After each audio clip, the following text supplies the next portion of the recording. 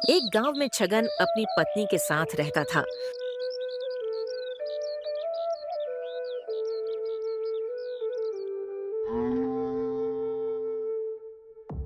हे भगवान, आप मुझसे कौन से जन्म का बदला ले रहे हो?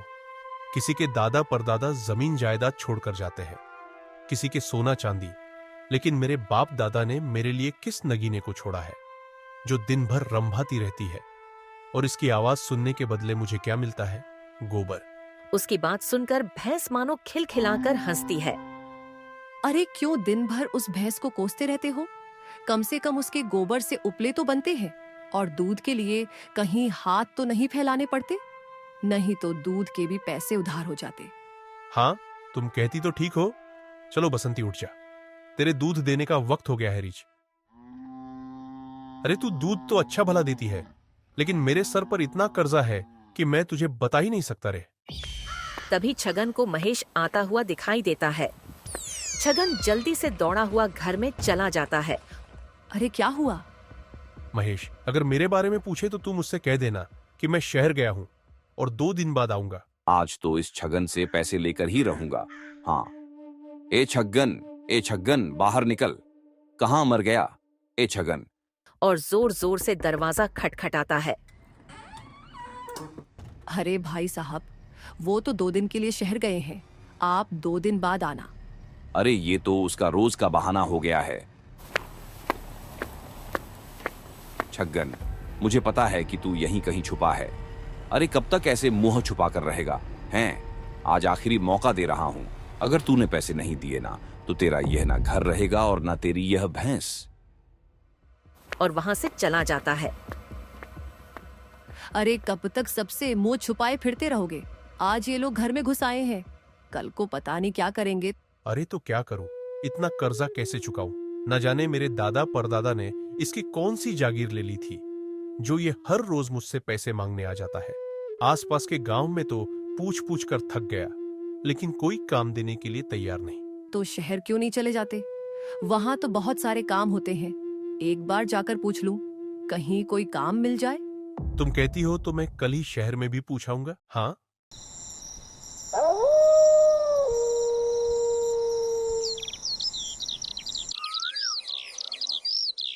अगले दिन छगन शहर के लिए निकल जाता है और जगह जगह काम के बारे में पूछता है। आज तो सुबह से इधर उधर भटक रहा हूं, पर कोई फायदा नहीं। ना जाने किसका मुंह देखकर निकला था।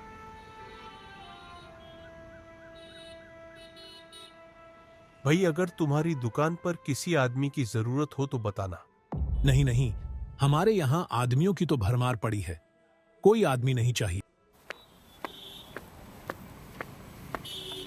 तेज धूप होने के कारण छगन को चक्कर आ जाते हैं और वहीं गिर जाता है। थोड़ी देर बाद छगन को थोड़ा ठीक लगने लगता है, तो वह सब वहां से चले जाते हैं। क्या हुआ भैया? छगन उस आदमी को सारी बात बताता है। वैसे मैं तुम्हें काम तो नहीं दे सकता, पर हाँ, तुम अपनी भैंसिया का दूध मुझे दे सको तो मैं दूध के बदले पैसे जरूर दे सकता हूँ। अरे हाँ, क्यों नहीं। वैसे भी मेरी भैंसिया दूध अच्छा देती है भैया। छगन शाम को घर लौटा आता है। क्या हुआ? कोई काम मिला शहर में? नहीं, काम तो नहीं मिला।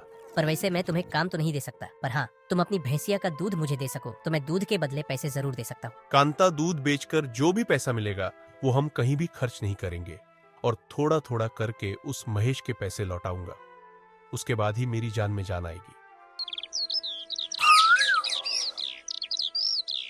इधर महेश अपने साथियों के साथ। अब ऐसे कुछ भी कहो, इस छगन को परेशान करने में मजा बहुत आता है। वो सब तो ठीक है, लेकिन इससे तुम कर्जा किस बात का मांग रहे हो भाई? उसके पिताजी ने मेरे पिताजी से 20,000 का कर्जा ले रखा था, और उसे चुकाने से पहले वो स्वर्ग से हार गए। बस वही कर्जा मैं वसूल कर रहा हूँ, और वो भी ब्याज के साथ। और बातें करते हुए वह छगन के घर पहुंच जाते हैं। छगन, मेरे पैसे कब लौट आएगा रे?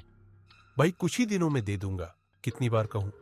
कुछ दिन करते करते तो कितने ही दिन बीत गए। चलो रे। उसके कुछ आदमी मिलकर छगन के घर का सामान इधर उधर पटकने लगते हैं। मुझे किसी से कोई मतलब नहीं, मुझे बस मेरे पैसे चाहिए, समझा? तू तो ये बता कि तू पैसे देगा या फिर तेरा बाप देने आएगा। छगन को इस बात पर बहुत गुस्सा आता है, लेकिन वो कुछ नहीं कहता है। अभी तो जा रहा हूं, लेकिन जल्दी ही वापस आऊंगा।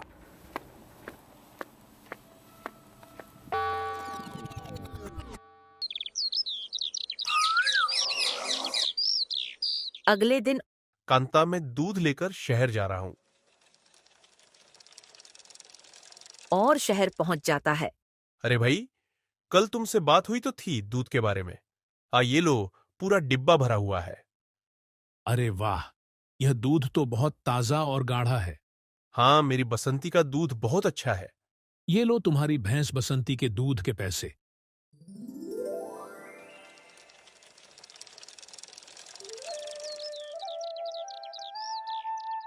अरे सुनती हो? अरे कहाँ हो? यही हूँ। क्या हुआ? ये लो, ये पैसे संभाल कर रख लेना। छगन हर रोज दूध निकालकर शहर ले आता था और अब वह आसपास के लोगों का दूध भी शहर ले जाता था। एक दिन भाई तुम्हें पता है, तुम्हारी बसंती के दूध की वजह से मेरी बिक्री और भी ज्यादा होने लगी है, और तो और ग्राहक भी बहुत खुश हैं। तुम दूध के अलावा और क्या क्या बेचते हो? अरे भाई, दूध से बनने वाली हर चीज बेचता हूँ, जैसे घी, दूध, मक्खन। क्या शहर में घी भी बिकता है? हमारे यहाँ बहुत सारा घी रखा है, तुम कहो तो ले आऊं कल। अरे हाँ हाँ, क्यों नहीं। नेकी और पूछ पूछ, इससे मेरा और तुम्हारा, हम दोनों का फायदा होगा भैया।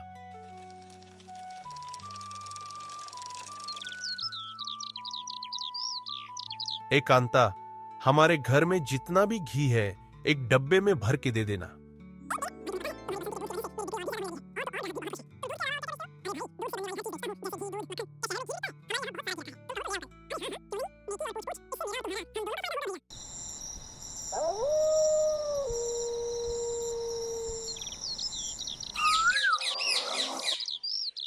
अगले दिन छगन दूध के साथ घी भी ले जाता है। अरे सुरेश भाई, ये लो, ये आज का दूध और ये घी बिल्कुल शुद्ध है। अरे, तुम्हारे यहाँ से कभी कोई चीज अशुद्ध आई है भैया? जो घी अशुद्ध होगा है। ये लो पैसे। अरे, आज तो सारे पैसे महेश के मुंह पे मारूंगा। हाँ,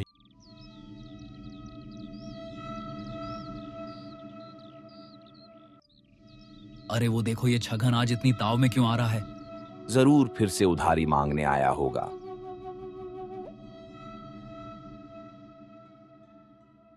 ये लो तुम्हारे पैसे। जानता हूं कि इतने का भी नहीं, लेकिन अभी इतने रखो, कुछ दिनों में बाकी के पैसे भी लौटा दूंगा। और वहां से चला जाता है। महेश और उसके साथी हक्के बक्के रह जाते हैं। ये छगन के पास अचानक इतने पैसे कहाँ से आ गए? कुछ तो गड़बड़ है।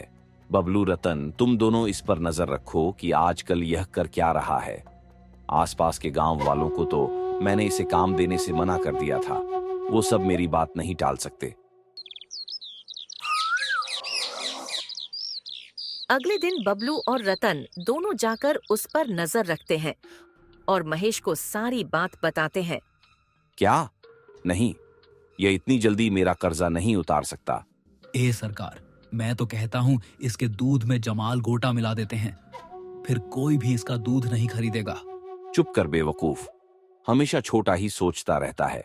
हमें तो बीमारी की जड़ ही खत्म करनी है।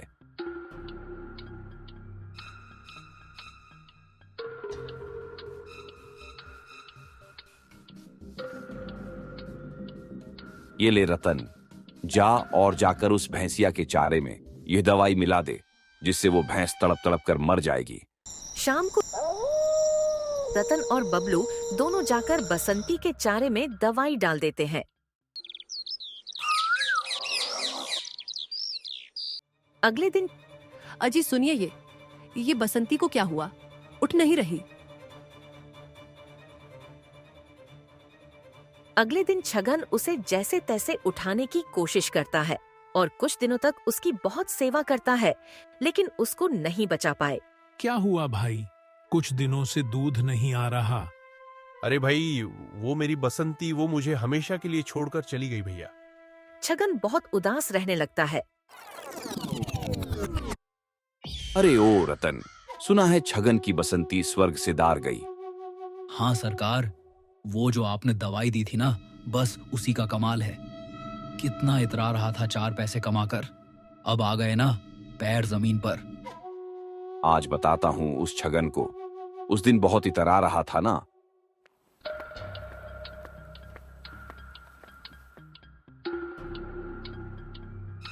छगन, अरे ओए छगन, बाहर निकल। छगन एक कोने में उदास बैठा हुआ था। महेश की आवाज सुनकर छगन बाहर निकल जाता है और साथ में कांता भी। छगन, मेरा उधार कब चुकाएगा? अब काफी दिन हो गए हैं। उस दिन तो तू बड़े ताव से कह रहा था कि कुछ ही दिनों में मेरा सारा उधार चुका देगा। अरे कब तक चुका रहा है मेरा उधार? महेश, दरअसल बात ऐसी है कि मेरी बसंती का स्वर्गवास हो गया है, जिस वजह से मैं दूध भी नहीं ले जा पा रहा और गांव के सारे लोगों ने भी मुझे दूध देना बंद कर दिया।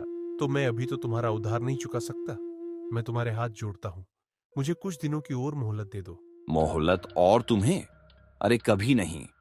अरे इतने दिन हो गए, इतने दिनों में तो ब्याज कितने से कितना हो जाता है। लेकिन अब तुम ही बताओ मैं क्या करूं? कहां से लाऊं तुम्हारा उधार? मेरे पास कोई कमाई का जरिया नहीं है और जो था वो भी चला गया। एक उपाय है, ये जो तेरा घर है ना, वो मेरे नाम कर दे। और वैसे उधार तो तब भी नहीं चुकेगा, लेकिन हाँ, एक और काम कर सकते हैं। तुम मेरे यहाँ नौकर बन जाओ और जब तक उधारी ना चुके तब तक मेरे यहाँ काम करते रहो। नहीं महेश, अरे थोड़ा तो रहम करो। अगर मैंने तुम्हें घर दे दिया तो हम कहां जाएंगे? और वैसे भी यह घर हमारे दादाजी ने मेरे पिताजी को दिया था। ये उनकी आखिरी निशानी है। ये घर मैं तुम्हारे नाम नहीं कर सकता। क्या घर मेरे नाम नहीं कर सकता? फिर अपने 2 आदमियों को इशारा करता है।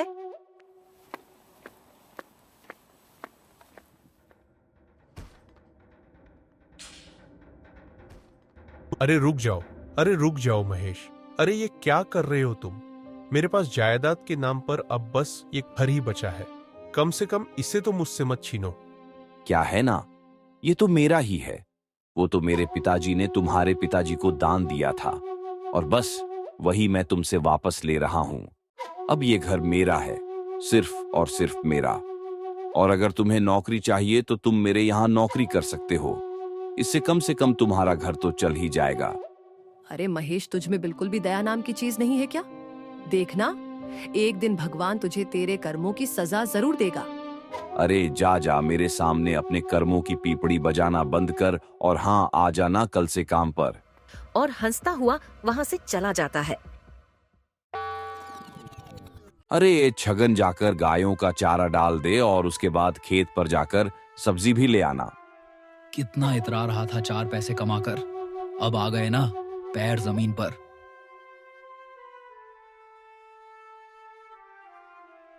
इसकी पूरी जिंदगी भी कम पड़ेगी, लेकिन मेरा कर्जा नहीं उतरेगा।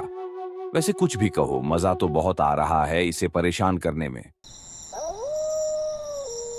बसंती के जाने के बाद हमारी क्या हालत हो गई है। भले ही मैं उसे दिन भर ताने मारता था, लेकिन थी तो वो मेरी साथी ही। मैं चाहकर भी उसे नहीं भुला पा रहा हूँ। बसंती के होने से हमारा दूध का धंधा अच्छा चलने लग गया था, लेकिन अब तो दूसरों के यहाँ काम करके गुजारा करना पड़ता है। अच्छा ठीक है, मैं अभी महेश के यहाँ जाता हूँ, नहीं तो फिर से बवाल मचा देगा। छगन जैसे ही घर से बाहर निकलता है, उसे सामने एक बूढ़ा आदमी बेहोश पड़ा हुआ दिखाई देता है। अरे कांता, ये देखो कौन है।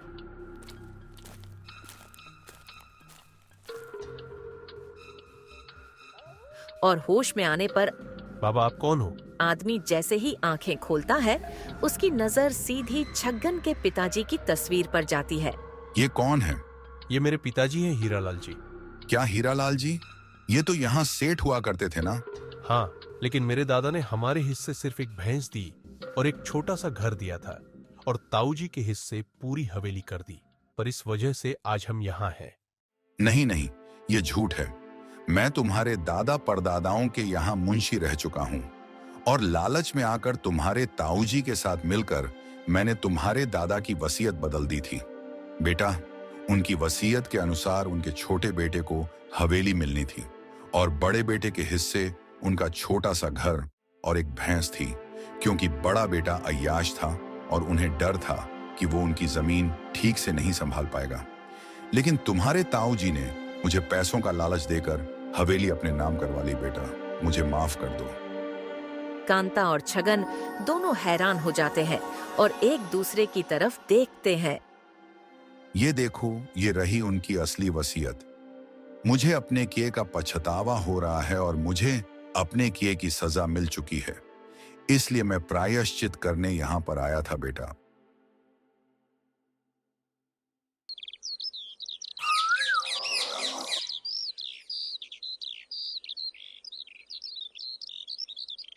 आ गया तू? ये ले फावड़ा और खेत में कुआं खोद दे। और ये बूढ़ा कौन है रे? भगा इसे यहाँ से। हमारे यहाँ इन जैसे लोगों के लिए जगह नहीं है। महेश, इस हवेली पर मेरे पिताजी का हक था, न कि तुम्हारे है। क्या बकवास कर रहा है? मैं बचपन से इस हवेली में रह रहा हूँ। लेकिन हवेली पर तो हक मेरा भी था और वो हक हमसे तुम्हारे पिताजी ने छीना। फिर बूढ़ा आदमी पूरे गांव को सारी बात बताता है। अरे ऐसे कैसे? मैं अभी सरपंच के पास जाऊंगा। सरपंच जी को मैंने पहले ही बता दिया है और ये रही वसीयत। नहीं, ये नहीं हो सकता। ये हवेली मेरी है। हाँ। तभी सरपंच वहां पहुंच जाता है। नहीं महेश, छग्गन सच कह रहा है। इस वसीयत के हिसाब से यह हवेली छग्गन की है, न कि तुम्हारी। देखा महेश, देखा तूने मेरे साथ कितना बुरा किया और जो तूने मेरे साथ किया था वही अब तुझे वापस मिल रहा है, वो भी सूद समेत। इसे ही कहते हैं जो बोओगे वही काटोगे। अब भुगत। इसके बाद छग्गन और कांता एक नई भैंस लाते हैं और खुशी खुशी अपनी सादगी भरी जिंदगी जीने लगते हैं।